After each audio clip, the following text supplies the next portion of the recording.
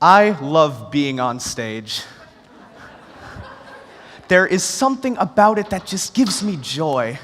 There's really no other words to describe it.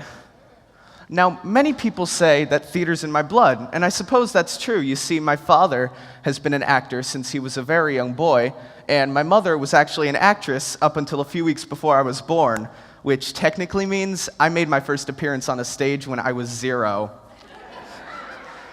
My mom says that I did kicks and flips every time the audience applauded or laughed. Even then, I must have liked being in the spotlight.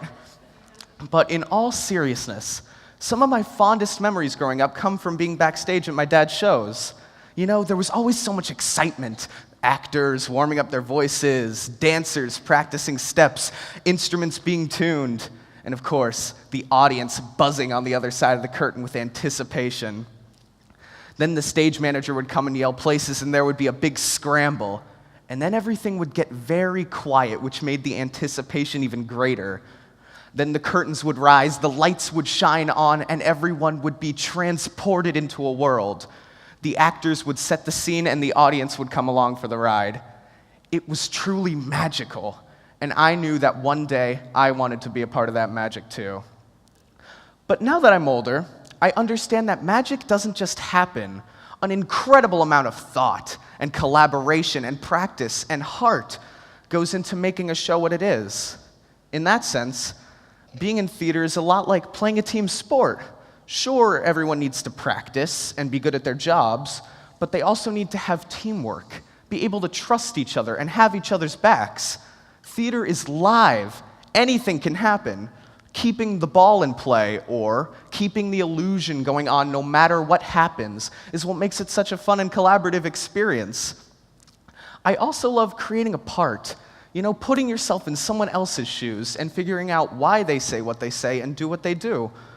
I've learned in theater that it's a lot less about pretending to be someone, but it's more about finding yourself in someone. It's a very interesting exercise, and it's proved to be quite helpful for me throughout my career. Here at Umpqua, I've been a big bad wolf, a piano prodigy, a general, a pop icon, a mad scientist, and starting tomorrow in Seussical, a loyal elephant trying to save a small world.